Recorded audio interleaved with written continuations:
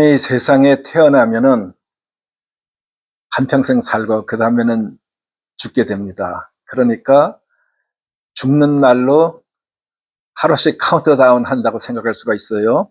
그런데 인류 역사에 죽지 않고 하늘로 올라갔던 사람 두 사람에 대한 기록이 성경에 있습니다.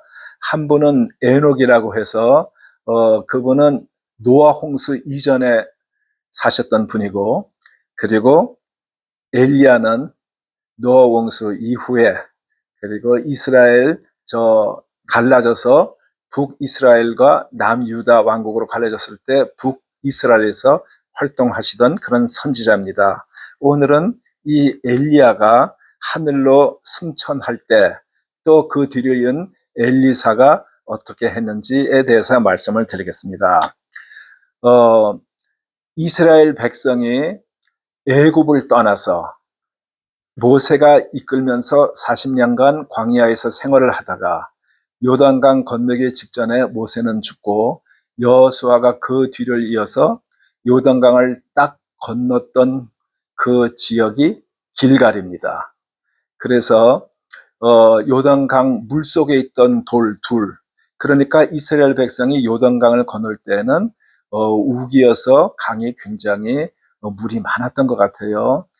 그때 하나님의 이적으로 요단강이 끊어지고, 그래서 이스라엘 백성들이 물에 젖지 않고 길을 건넜습니다. 건너고 나서 다 건넜을 때 하나님께서 여호수아에게 명하셔서 요단강 속에 있던 돌 12개를 거기 이렇게 쌓아두라, 그렇게 해서 12개를 이렇게 원으로 돌아가면서 이렇게 만들어 놨습니다.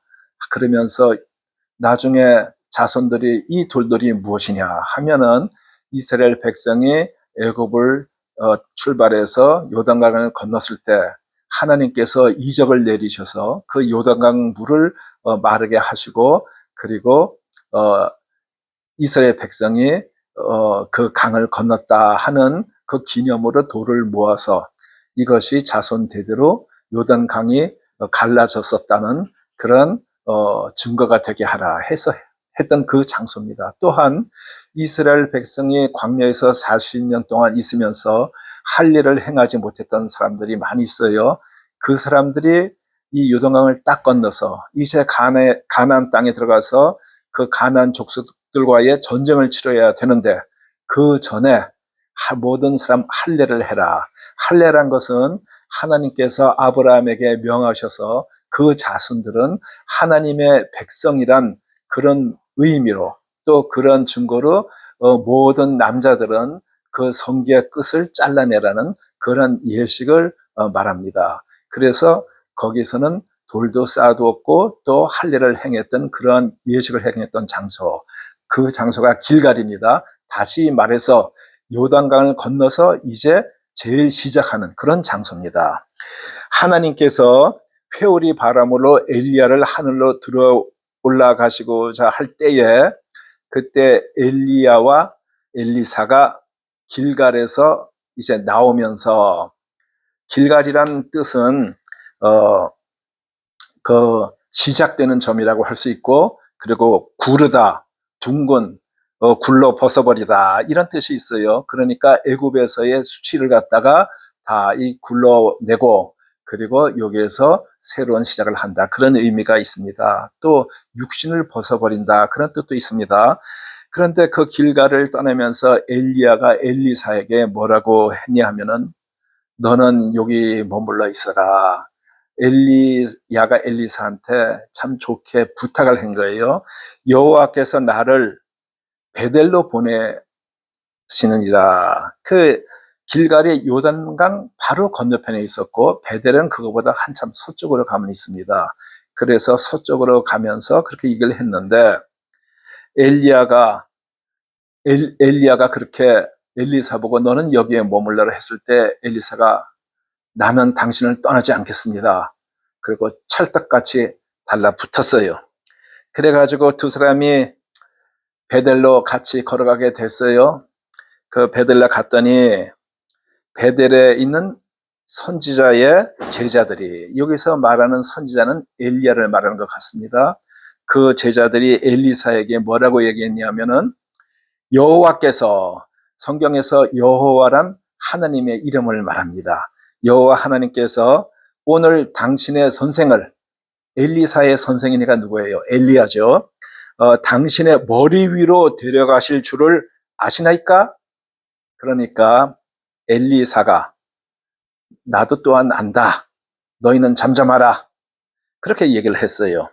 그런데 그 베델에서 엘리야가 엘리사에게 야, 너 여기 좀 머물러라. 여호와께서 나를 여리고로 보내시느니라. 그 여리고는 어떤 데냐 하면은 이스라엘 백성이 요단강을 건너서 저 길갈에서 그 할례를 하면서 준비를 했다가 제일 처음으로 전쟁을 한 큰 성 여리고를 갖다 다 무너뜨린, 하나님의 이적으로 싸우지도 않고 다 무너뜨려서 거기서 승리한 그런 장소입니다. 그것은 영적으로 또 어떤 그 어떤 뜻이 있냐 하면은 사탄을 영적 승리, 사탄을 이기다, 죽음을 이기다, 그런 뜻이 있어요. 그러니까 길갈에서 베델로 갔다가 베델에서 여리고로 왔어요. 그랬는데 거기에서도 그 선지자의 제자들이, 그러니까 이제 여리고에 있는 선지자의 제자들이죠. 엘리사에게 여호와께서 당신의 선생을 당신 머리 위로 데려가실 줄을 당신은 아시나이까? 그랬더니 엘리사가 나도 아니까 잠잠해라 그랬어요. 그러면 길갈에서 베델 갔다가 여리고로 왔습니다. 그런데 또 엘리야가 엘리사에게 너는 여기 머물라. 여호와께서 나를 요단으로 보내시느니라. 그러니까 엘리사가 나는 당신을 떠나지 않겠습니다. 그래가지고 두 사람이 요단까지 같이 왔어요. 그때 선지자의 제자 50명이 멀리 서서 바라봤는데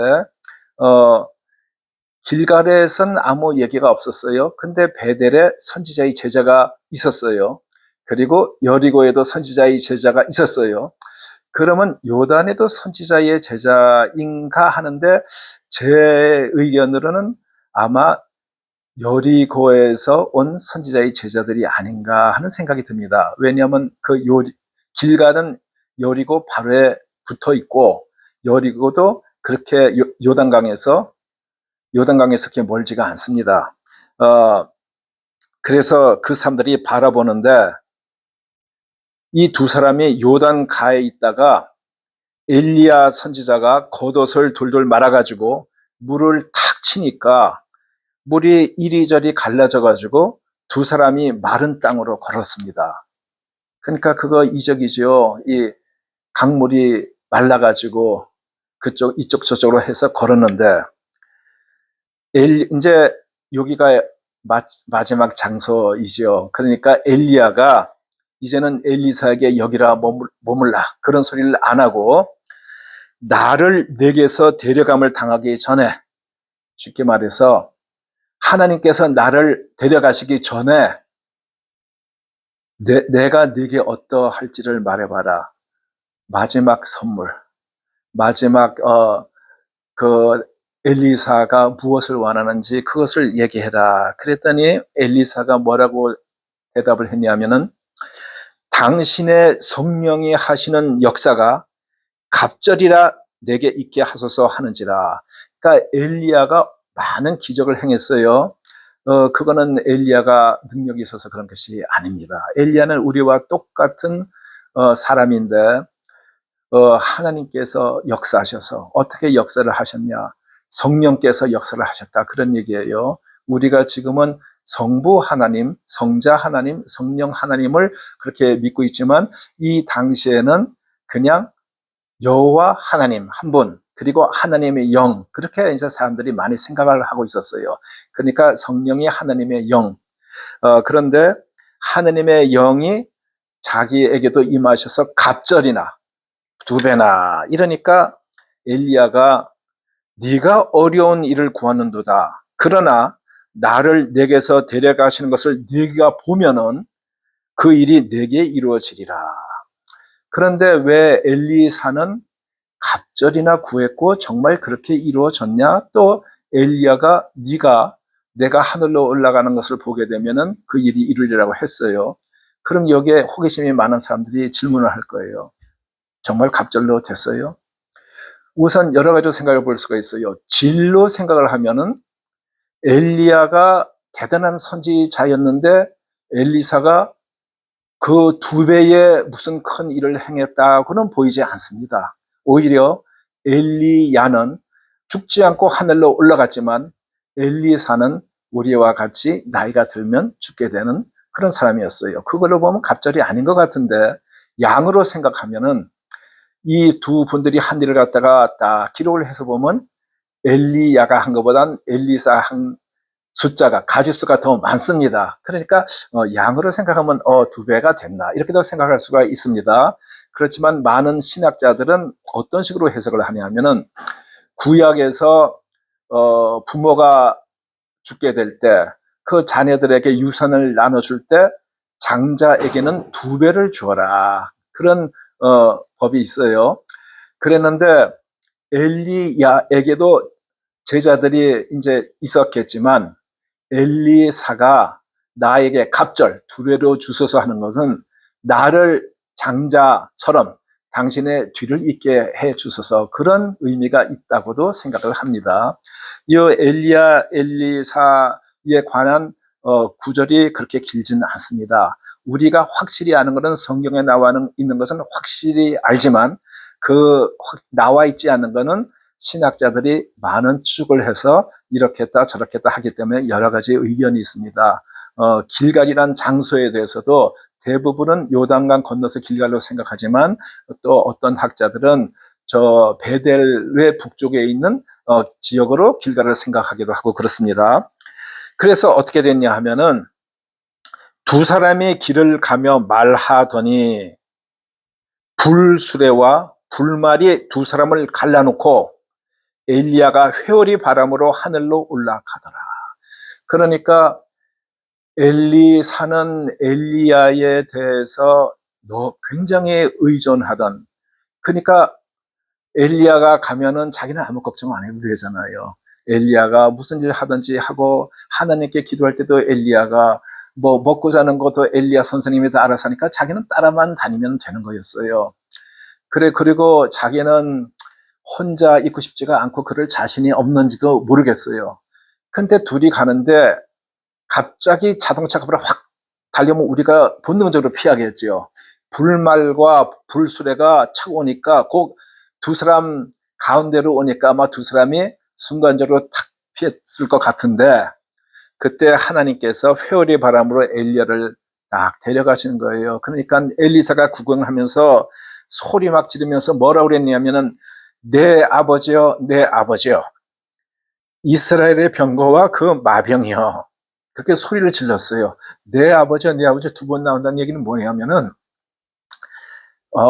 엘리사가 엘리야를 얼만큼 자기의 아마 친아버지 이상으로 그렇게 의존하고 기대고 했었던 것 같아요. 그리고 이스라엘의 병거와 그 마병이요.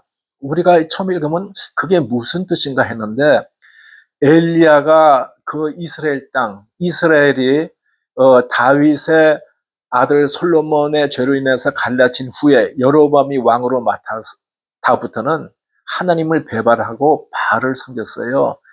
그래서 이스라엘에서는 정말 이렇게 영적으로 다 메마르고 하나님 믿는다고 한 사람 다 잡아 죽이고 도망가고 해가지고 다 잊어버릴 그럴 때였지만 그래도 엘리야라는 선지자가 거기 버티고 있어서 다른 나라의 침략으로부터도 막아주고 했기 때문에 엘리야는 그 이스라엘에 있어서는 그 마병과 병거와 같은 나라를 지켜주는 그런 존재였다고 생각이 듭니다.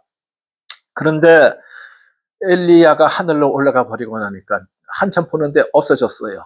더 이상 멀어서 이제 안 보이는 거죠. 그랬더니 엘리사가 이 충격이 너무 심하고 그러니까 그랬는지 옛날 구약 시대 때에는 사람들이 너무 슬프든지 고통이 있든지 이러면 옷을 찢는 습관이 있었어요. 우리가 지금 현대에서 생각을 해보면 뭐 옷을 찢는 게 뭐 대수롭지 않게 이렇게 생각할 수가 있었지만 지금은 대량 생산해서 옷값이 쌉니다. 옛날에는 옷 하나 만드는데 얼마나 시간이 오래 걸렸겠어요. 옷은 개인들의 이게 큰 재산이었어요. 그 시절에 옷을 찢는다는 것은 자기가 감당할 수 없는 그런 감정을 표현하는 거였어요. 그래서 엘리사가 옷을 찢고 그 다음에 찢었으니까 어떻게 해야 돼요? 엘리야가 떨어뜨리던 엘리야의 겉옷을 주웠어요. 그래가지고 그걸 가지고 돌아와서 요단 언덕에 섰는데 그 요단 아까는 가라고 했는데 지금 요단 언덕이라고 한 거 보니까 아마 우기에 갇혀왔던 거 아닌가 싶어요. 물이 꽤 많았던 것 같아요. 언덕에 섰는데 자기가 그 강을 어떻게 건너겠어요? 아 이제 참 막막하죠. 그때 엘리야가 어떻게 했냐 하면은 엘리야의 몸에서 떨어진 자기가 가져온 그 저 야의 그 겉옷을 가지고 물을 치면서 뭐라고 외쳤냐면 엘리야의 하나님 여호와는 어디 계시나이까 그러면서 물을 치는데 물이 쫙 갈라진 거예요. 그래서 엘리사가 그 길을 건넜습니다. 그랬더니 여리고에 있는 선지의 제자들이 엘리야의 성령이 하시는 역사가 엘리사 위에 머물렀다. 그 갈라지는 것을 보고 하니까 엘리야에 있던 성령이 엘리사 위에 역사하신다. 그렇게 생각을 한 거예요. 그리고 엘리사에게 가가지고 땅에 엎드려서 절하면서 당신의 종들에게, 그러니까 옛날에는 다 엘리야의 제자였겠지만 지금 엘리사가 하나님의 영이 이어받았다고 생각했기 때문에 가서 절하면서 당신의 종, 그러니까 우리는 당신의 종이요 이 소리예요. 당신의 종들에게 용감한 사람 50명이 있으니, 제가 아까 왜 요단강에 있는 선지자의 제자들이 아마 여리고에서 왔다고 생각을 했냐면은 여리고에서 제자들이 50명이라고 아까 말씀드렸잖아요. 그런데 지금도 50명으로 나온 걸로 봐서 요단강에 있던 선지자란 말이 없어요. 그냥 선지자라고 했기 때문에 아마 여리고에서 온 것이 아닌가. 여기 지금도 50명이 있으니 청하건대 그들이 가서 당신의 주인을 찾게 하소서. 염려하건대 여호와의 성령이 그를 들고 가다가, 그가 엘리야예요. 엘리야를 들고 가다가 어느 산에나 어느 골짜기에 던졌을까 하나이다. 그랬더니 엘리사가 보내지 말라. 그 두 사람의 차이가 뭐예요? 그 50명이나 되는 다른 제자들은 세상의 한계를 벗어나지 못한 거예요. 옛날에 회오리 바람 뉴스를 볼 때 큰 소가 하늘 날아가고 차가 날아가는 것을 제가 본 기억이 나요. 회오리 바람이 얼마나 강했는지, 야, 저 소도 날아가네, 차도 날아가네 이랬는데, 그 세상 안에 사는 사람들은 이적 같은 거는 믿을 수가 없을 거예요. 이 사람들은 세상에서의 경험을 가지고 그 한계 내에서 생각을 합니다. 지금도 교파에 따라서 어떤 목사라고 하시는 분들은 바다가 마르고 홍해에 이스라엘 백성이 건넜다는 것을 믿을 수가 없다고 하는 사람들이 있어요. 그리고 수천 도나 되는 뜨거운 불에서 사람이 머리 하나 거슬리지 않고 살아났다는 것도 불가능한 일이라고 생각하는 사람들이 있어요. 그런 분들은 세상의 한계에서 모든 것을 생각하는 게 아닌가 싶습니다. 그렇지만 수준이 높은 사람은 세상 그 밖의 것을 볼 수 있는, 영적인 것을 볼 수 있는 사람은 믿음이 큰 사람이고 그것은 제대로 된 믿음이라고 생각이 듭니다. 엘리야는 자기가 하나님과 이렇게 동행하고 대화하면서 하나님께서 자기를 데려가실 것을 알았어요. 세상 밖으로. 그리고 엘리사도 자기가 엘리야가 하늘 위로 올라가는 것을 봤어요. 그리고 자기의 믿음으로 하나님께서 엘리야를 데려가셨다는 것을 자기는 확신하고 있어요. 그런데 이 다른 사람들은 세상에서의 회오리 바람, 자기가 듣고 혹시 뭐 본 적도 있는지 모르겠지만 하늘에 올라갔다 떨어진다 이겁니다. 우리는 회오리 바람이 얼만큼 무서운지 대부분 경험을 안 하셨을 것 같은데, 그 바람의 힘에 따라서 우리가 만약에 거기에서 들려 올라간다면 뭐 7층, 10층, 20층 높이까지도 올라갈 수가 있는 거예요. 근데 그 바람의 힘이 약해지면 뭐예요? 자유낙할 거 아니에요. 그러면 사람이 어떻게 되겠어요? 10층에서 떨어지는 거, 7층에서 떨어지는 거 똑같은 효과 나지 않겠어요? 그럼 대부분 동물들 다 죽겠죠. 그런데 엘리야가 하늘 위로 올라갔으니까 회오리 바람에서 어디 산이나 골짜기에 떨어지겠다. 그 얘기예요. 그러니까 그 사람들이 엘리사에게 우리 보내달라 하니까 가지 말라 했다가 하도 엘리사가 부끄러울 정도로 간청을 하니까 그래 가라. 그랬어요. 그랬더니 그 사람들이 가서 사흘 동안을 찾는데 발견하지 못했어요. 그래가지고 엘리사가 아직 여리고에서 머무는 중에 엘리사에게로 와가지고 뭐 찾아서 했더니 엘리사가 내가 뭘 했어? 가지 말라고 그랬잖아. 이렇게 이제 이 얘기가 끝납니다. 그러면 여기에서 우리가 무엇을 알 수가 있냐면은 첫째, 부르심을 따르는 순종. 엘리야는 여리고 베델 요단을 돌면서 엘리사를 시험하듯이 여기 있으라고 자기를 떠나라 이렇게 얘기했지만 엘리사는 끝까지 엘리야를 따라갔습니다. 이것은 신실한 제자의 모습, 자기 부인과 인내의 상징입니다.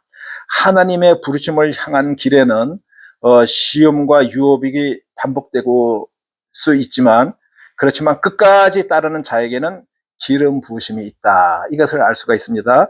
그리고 두 번째, 하나님의 능력을 사모하는 그 엘리사의 마음을 또 알 수가 있어요. 엘리사가 엘리야에게 당신의 성령이 하시는 역사가 갑절이나 내게 있기를 원하나이다. 그렇게 간구를 했을 때 엘리사는 단지 엘리야의 자리를 이어받는 것뿐이 아니라 자기가 그 사명을 감당하기 위해서 능력을 받기를 간절히 구한 것을 알 수가 있어요. 하나님의 일을 하려면은 하나님의 능력을 간절히 사모해야 합니다. 그리고 세 번째는 하늘로부터 오는 확정을 알 수가 있어요. 엘리야는 회오리 바람과 불말, 불병거에 의해 하늘로 올라갑니다. 엘리야가 성경 구절 그대로 한다면은 불말, 불병거를 타고 간 것이 아니고 회오리 바람으로 올라간 거예요. 그러니까 불말과 불병거는 왔지만 엘리야는 회오리 바람. 근데 이는 하나님의 종에 대한 하나님의 인정을 상징하는 일입니다. 엘리사는 그것을 목격하고 감동을 합니다. 진정한 부르심과 사역은 하나님, 사람에게서가 아니고 하나님께로부터 온다. 진정한 부르심과 사역은 하나님으로부터 온다. 이것을 우리가 또 알 수가 있어요. 그 다음에 네 번째, 사역의 시작과 능력의 증거. 엘리사가 엘리야의 겉옷을 주어 요단강을 가르니까 그 전에 엘리야가 했을 때와 똑같은 기적이 일어나서 강이 갈라졌어요. 제자들이 엘리사에게 엘리야의 영이 머문 것을 다 인정을 했어요. 이것처럼 하나님의 사명을 받은 자는 하나님의 능력으로 증명이 된다. 이것을 알 수가 있습니다. 결론을 말씀드리겠습니다. 나는 누구를 따르고 있는가? 엘리야처럼 믿음의 선보를 따르고 있는가? 우리 자신에게 질문을 해봐야겠어요. 하나님의 능력을 사모하고 있는가? 내 사역은 성령의 힘으로 이루어지고 있는가? 오늘 내가 감당할 사역은 무엇인가? 하나님은 나에게 어떤 겉옷을 물려주시는가를 자신에게 물어보시기 바랍니다. 감사합니다.